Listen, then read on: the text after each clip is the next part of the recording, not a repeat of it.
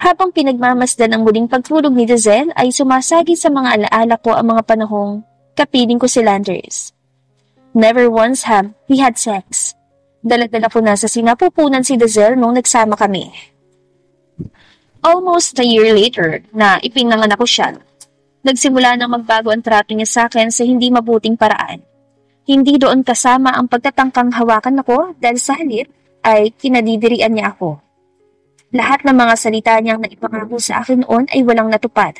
Sinabi niyang huwag kong tawagin ang sarili ko noon as second hand, pero makailang ulit niya yung pinaparamdam sa akin. Kung gaano kapangit ang katawan ko at kung gaano siya diring-diri doon. He promised me a healthy relationship and that together we'd build a harmonious family, which obviously never happened. All the emotional, mental, and physical abuse I received from him left deep scars. And the truth is, a part of me wishes I hadn't left Zach's mansion. Every time I undergo the lowest point of my life, I wish I should have fought for the position in Zach's heart. Then maybe my son and I have suffered less. At habang pinoproseso ko ang mga sinabi ni Zach kanina, ang pagsisisi ay unti-unti na namang nananaig sa dibdib ko. Kahit pa hindi ako lubos na naniniwala sa lahat ng mga estamento niya, marahil ay ilang beses na akong naloko. Nasisisi ko na naman ang mga maling desisyon kong ginawa noon. At hindi ko rin maiwasang itanong sa sarili kung bakit nagkaganito ang lahat. Kung bakit umabot ang nooy pagkaraniwang samahan namin ni Zach sa napakasamang pangyayari ng aming buhay. Audrey, napabalikwas ako ng bangon nang biglang pumasok si Zach sa loob ng kwarto. I guarded my son and stared at him with alertness. Marahil lasing siya ay baka may magawa siyang masama. Tuwid man ang lakad ay halatang nahihilo pa rin siya. Pabagsak siyang naupo sa katabing gilid ng kama, saka ako sininghala ng tawa. Scared? Tumihaya siya ng higa, saka ako tiningala. I'm already tired enough as it is. Let's just rest tonight and forget about everything. Why don't we? Hindi ako umimik. Kapag kuwan ay unti-unti niyang ipinikit ang mga mata niya upang matulog. Nanatili naman ako nakaupo sa kama upang pagmasdan siya. It's funny how I fell in love with you the moment I saw you on the screen of my television. His confession is still lingering in my mind, and I cannot take it off my head. If he really loved me, then why did he treat me with a cold shoulder? Bakit meron pang namamagitan sa kanilang dalawa ni Marian? At bakit ni minsan ay hindi niya nababanggit ang nangyari sa kanila nung gabing nasaksihan ko sila sa iisang kama? Why isn't he trying to explain and defend himself? Dahil ba, hindi niya alam na nasaksihan ko ang bagay na yon? Is he just trying to manipulate me into thinking about loving him back? But why did he seem like he's really the victim? Bakit para talagang nasasaktan siya habang umaamin sa akin kanina? Malakas ako napabuntong hininga sa palalim ng aking iniisip. I should first start finding out everything on my own before I can completely trust him. Before he finds out that Dazelle is a son at kung bakit ba hindi tugma ang DNA nila. Dahil isa lang ang pinapaniwalaan ko ngayon. Kung hindi siya ang ama ni Dazelle, pues hindi rin ako ang ina. And that would be ridiculous. Dahil alam kong anak naming dalawang batang ito. Bumalik ako sa pagkakahiga sa gilid ni Dazelle habang nasa kabila niyang gilid naman si Zach, na mahimbing nang natutulog gaya niya. Sandali ko pa silang pinagmasdan na dalawa. May kung anong pakiramdam ang pumitik sa puso ko sa tanawing yon. Ang mag-ama ko. Drink your milk properly, don't spill it. Kanina pa ako natutulala habang pinapanood sina Zach at Dazelle na magkatabing nag-aalmusal. It's heavy! Matining na reklamo ni Dazelle sa isang basong buhat-buhat niya. Dahil mabigat iyon para sa kanya ay nanginginig ang dalawa niyang kamay, kaya't natatapon ng iilang patak noon. I can't. Zach frowned. Binitawan niya ang hawak niyang tinidor at kutsilyo para alalayan si Dazelle sa paghawak noon at painumin ito ng maayos. Why are your bones so weak? You need to have a check-up immediately. Are you the doctor? Inosente pa nitong tanong sa kanya. Kumuha ng tissue si Zach para punasan na ng kalat na bahid ng gatas sa labi ni Dazelle. I'm not. Who are you? I'm. Sandaling hindi nakatugon si Zach bago niya ako seryosong binalingan ng paningin. Ano madalas niyang tinatawag sa'yo? Natauhan ako sa kinauupuan at mabilis na nakatugon. Depende sa mood niya. Minsan mama, minsan mommy. Nangunot ang noon niya. Why is that? Depende rin kasi sa mood ko, sa kung anong gusto kong itawag niya sa akin. Napaiwas ako ng paningin. Hanggang ngayon ay hindi pa rin ako malagay sa kung anong gusto kong itawag sa akin ng anak ko. Bagay ang mama dahil ramdam kong pagkain ako sa tuwing tinatawag niya ako ng ganoon. Pero iba rin naman kapag mommy, para bang may dating at spoil siya sa akin. You need to settle for only one. Pagdesisyon ni Zach, napabulong ako sa hangin. Ikaw nga, hindi makontento sa isa eh. I heard that. Seryoso niyang sambit. Which woman do you mean? Sarkastiko ako napatawa. Sa dami mo bang babae, kailangan ko pang isa-isahin? Mariin siyang pumikit at nagpakawala ng hininga. Kalaunay muli akong tinitigan sa mga mata. If it's Marian, I have nothing to do with her but business matters. If it's the other one, Candice, I'm sorry. I just used her to make you jealous. Nalukot ang mukha ko. Huh? I'm being honest here. Nakita ko ang paglunok niya at unti-unting pag-iwas ng paningin. We should talk about the past now, kahit paunti-unti, because I don't want to move forward for our future if there is unfinished business. Napalunok din ako kapag one ay tumango bilang pagsang-ayon. But before that, I need to finish up my work first. Matagal na rin magmula nung huli ako pumasok and my company needs me now. So, I'll be gone in a week. Are you sure you're not just going to stay with another woman for a week before we tie our knot? Pabiro ngunit sarkastiko pang tanong. Agad na nagsalubong ang kilay niya. Of course not. When did I ever? I would never. May paninindigan pa sa boses niya na bahagyang tumaas. Never? You. Pinigilan ko ang sarili ko nang masulyapan si Dazelle na bahagyang nangatog sa kanyang kinauupuan. Nagtakip agad siya ng tainga at iupo ang kanyang ulo. Nanlaki yung mga mata ko. Dahil magkatabi lang din kami ay agad ko siyang kinarga at pinatong sa aking kandungan. Napatingala siya sa akin nang may pangamba sa mukha. Ibinaba ko ang dalawa niyang kamay saka siyang initian ng matamis. Do you want some waffles, baby Daz? Sinadya kong siglahan ng boses ko at kumuha ng maliit na piraso ng waffles. Waffles? Ano yan, Mama? Inamoy niya iyon bago kunin ang tinidor na hawak ko. Masarap yung waffles. Eat mo na. Tahimik niya yung kinain. Napahagikik siya ng tawa ng masarap sa lasa at muli ko siya binigyan ng porsyon. Nang tuluyang malinlang ay saka ko seryosong binalingan si Zach na may pagtataka sa kanyang mukha. Please don't raise your voice even the slightest. Pakiusap ko.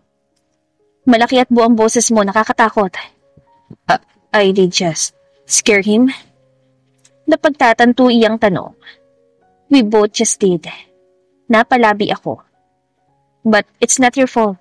Nakikiusap lang ako. Landers was always yelling at him. We used to scream a lot whenever we were fighting, which impacted my son so much. Huli na nang mapagtanto ko yun, na naigang katahimikan sa pagitan naming tatlo at ang pagnguya lang ni Dazelle ang maririnig. I want more waffles! Pagbasag ni Dazelle sa katahimikan, pero ubos na ang waffles ko. Give him to me. Pagsasalita ni Zach. I have waffles here. Sandali ako nag-alinlangan, supalit naglakas loob na iniabot sa kanyang anak. May maliwanag na mukha niya iyong tinanggap at kinandong. Here. Marahan niyang pinakain si Dazelle. Weren't you just asking me who I was earlier? Yes. Masigla itong tumango-tango. Then, I'm your papa. Pakilala niya. And that woman, there is your mama, not mommy. Papa? Nagtatanong na sambit ni Dazelle sa kanya. Papa? Saka siya may malaking ngiting bumaling sa akin. Mama? Agad na nag-init ang dalawang pisngi at mga mata ko. Sa pagkakaalam ni Zach ay hindi niya anak si Dazelle. Pero bakit gano'n na lang kadali sa kanya ang gampanan ng papel ng pagiging ama? I'm almost done. Ani Zack, habang inaayos ang kanyang necktie sa harapan ng salamin. Sa tingin ko, mas bagay sa iyo yung kanina mo suot ang necktie. Though he wasn't asking for my opinion, I still blurted it out. Dahil mas nako-compliment ng navy blue color ang itsura niya ngayon kaysa ng black. Nahinto siya sa ginagawa at napalingon sa akin. Which necktie? Yung navy blue. Mabilis niyang hinubad ang sanay maayos ng black necktie bago kinuha muli ang isinuwestya ko. Do you mind? Naglakad siya papalapit sa akin at inabot yon. Wala sa sarili ko iyong tinanggap. Anong gagawin ko dito? Isot mo sa akin. Nag-atubili ako, ngunit nauna nang umangat ang mga braso ko para paikutin iyon sa leeg niya. Okay. Ibinaba niya ang sarili niya upang hindi ako mahirapan sa agwat ng tangkad naming dalawa. Dahil gumanap na ako sa role bilang asawa sa mga teleserye, ay natutunan kong gawin ang bagay na ito. It's the first time I'm going to do this with him. You should sleep in this room with our son when I'm away. Anya, hindi ko alam na sa ganong klase ka ng kama na tutulog. It will be difficult for him to sleep on that as well. Napakurap ako at hindi siya matingnan sa mga mata. Pwede namang siya na lang ang bigyan mo ng kwarto. I will, but you're not going to sleep in that room anymore as well. Saan ako matutulog? Saan pa ba? Obviously, sa tabi ko. He's near. Nanlaki ang mga mata ko nang bigla niya akong halikan sa labi. Shall we go back to our old bedroom? Bumakas sa alaala ko ang nasaksihan noon. Sa sarili naming kama ay kasama niya si Marian. Natigilan ako. Kapag ay umiiling-iling. Nalumo kong ipinagpatuloy ang pag-aayos sa necktie niya. Never mind. That room is full of bad memories anyway. Mahina niyang sambit. Ano naman kaya ang tinutukoy niya? Batid kong magkaiba kami ng nasa isipan ngayon. Okay na. Bagiya akong tinakip ang matigas niyang dibdib ng magtagumpay sa ginagawa. Manasan akong lalayo nang hawakan niya ang bewang ko at ihigit pa palapit sa kanya. Muling naglapat ang aming mga labi. Napapikit ako na magsimulang gumalaw ang ulo niya at laliman ng paraan ng paghalik sa akin. Malugod ko siyang tinanggap at halos malunod sa kanyang halik. Pusang pumulupot ang aking mga braso sa kanyang leeg, kasabay ng paghigpit ng pagkakayakap niya sa bewang ko. Mama? Papa? What are you doing? Parehong napamulat ang mga mata namin ni Zack nang magsalita si Lozelle. Agad ko siya natulak papalayo sa akin at natatauhang napalingon sa anak kong kanina'y nanonood ng TV habang nakaupo sa couch ng kwarto at ngayon may pagtatakang nakatingin sa amin. There's nothing, baby. Matimis akong ngumiti at inayos ang sarili ko. Nakalimutan ko nandito rin palang inosente kong anak. Natatawang suminghal si Zack at yumakap sa akin mula likuran. He won't remember. My son is intelligent. No, he's a genius for his age. Alam mo bang 4 months old pa lang siya? Alam niya na ang word na mama at I love you? Proud kong sabi. How would I know? Binuon niya ang mukha niya sa aking balikat at humigpit ang pagkakayakap sa akin. I wasn't there and you weren't here. Oh, napapalunok kong binalingan si Lozelle na halatang kuryoso nakatingin sa aming dalawa. Are you hurting, Mama? Nahirapan siyang bumaba ng couch at may maiksing bias na tumakbo palapit sa aming kinatatayuan. Mama can't breathe! Let go! Lumambot ang puso ko at tinapik ang mga braso ni Zack na nakapulupot sa aking bewa. Agad naman niya akong pinakawala.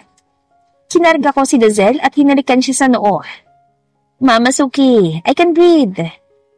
Mahigpit siyang yumakap sa leeg ko at hindi ako pinakawala. Don't cry, Mama. Mama's not crying. I'm fine. Mariin ako napapikit. Ang katagang iyon ang lagi niyang sinasambit tuwing iniisip niyang nasasaktan ako. Kahit pa hindi ako umiiyak o nagpapakita ng kahinaan sa harapan niya, alam ko pa ring batid niya. Dahil mataas ang emotional intelligence ni Lozelle para sa edad niya, at maaga siyang namulat sa mga ganoong eksena. Still, I'm sure he will easily forget about the past because He's still very, very young. Nang magmulat ako ng mga mata ay nasalubong ko ang madilim na mukha ni Zack. May ngisi man sa labi ay halatang seryoso siya. I don't like the way he's reacting to things. Your lover must have had some bullshit in his hand with you and this kid. Matunog akong lumunok at napaiwas ng paningin. Don't say he's my lover anymore. Seriously, what did the do for him to react like this? Pagtukoy niya pa kay Dazelle, pigil ang pagmumura. I appreciate how he's trying hard not to curse, but my son is already immune to it. So he won't react to it. Hindi ito ang oras para pag-usapan. Hindi pa't papasok ka pa sa trabaho? Pagkatapos ng 1 linggo, doon na lang tayo malaya makakapag-usap. At saka, kailangan ko pang ihanda ang sarili ko sa mga sasabihin ko para wala akong makaligtaan. Nagpakawala siya ng malakas sa buntong hininga. Mas lumapit siya sa amin upang biglang yumakap. Nagulat pa si Dazelle at napatingin sa kanya. I'm not hurting you. I'm hugging you and your mama, kiddo. Agad niyang paniwanag. Kanina pang nalalambot ang puso ko. Hindi ko mapigilang mapangiti ng sincero at pigilan na maging emosyonal sa tamis at init ng yakap na iyon. If you keep behaving like this, wala akong magiging laban sa'yo. Wala na namang magiging laban ng puso mo, lalo ng anak ko. I will come back as soon as possible. I will try not to last working for a whole week. Saad niya nang humiwalay sa pagkakayakap, may pag-alala ko siyang tiningala. Huwag mong i-overwork ang sarili mo. Hindi naman ako mawawala dito. Maghihintay ako. Sumilay ang marahang ngiti sa labi niya. Thank you, Audrey. Sinamahan ko siya sa pagbaba ng hagdan at hinatid patungo sa sasakyan niya. Nagbitaw pa siya ng huling dampi ng halik sa aking noo bago tuluyang nagmaneho palabas ng mansyon. Kumaway ako sa palayong sasakyan at ginaya rin naman ako ni Dazelle na ikinatawa ko pa. Why do I feel like we're family now? All of a sudden?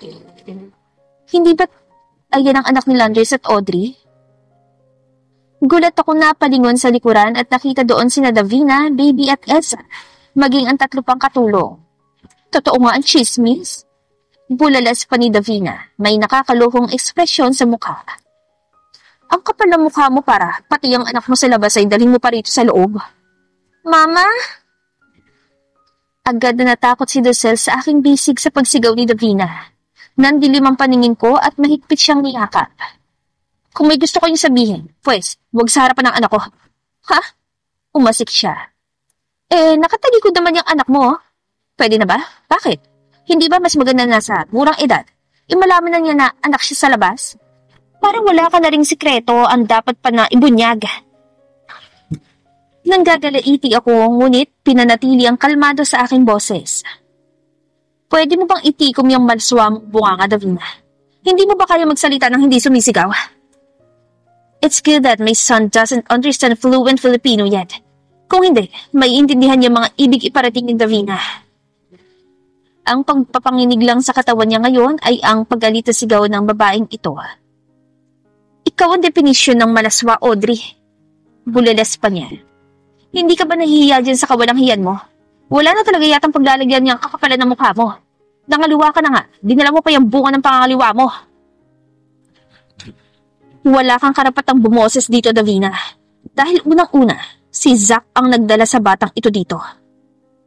Walang kasing talim ko siyang tinitigan sa kabila ng pagiging mababa ng boses ko. Aba, malamang, halatang-halata naman kung paano mo binibilog ang ulo ni Sir Heskel. Hindi ko mawari kung ano ba talagang klase ng gayumayang pinainom mo sa kanya para magawa ka pang dalhin dito pabalik. Mas lalo pa dalhin niyang peste niyong anak dito. Huwag mong pinapeste-peste ang anak ko. Hindi ko napigilan ang sarili ko sa binitawan niyang salita. Sabihin mo na lahat ang nakakainsultong salita meron dyan sa bukabularyo mo sa akin. Huwag na huwag mo nang idami yung batang to kung ayaw mo makipagpatayan ako sa'yo. Mama! Halos sa bunutan ni Dazelle ang buhok ko sa likuran sa higpit ang pagyayakap sa akin. Pilit itinatago ang sarili sa bisig ko. I'm sorry, baby. It's okay. Agad kong pagsuyo at paghagod sa likod niya. Ang kapal talaga ng mukha. Natatawa sa gigil ng bigkas ni Baby. Siya pa talaga itong may gana magsabi na makipagpatayan sa'yo? Limot na yata ang lugar at posisyon niya sa mansyong to. Ano pa bang aasahan natin sa babaeng yan? Nung nagpaulan yata ng attitude, sinalo niyan lahat eh. Nakapamayawang pang parinig ni Enza.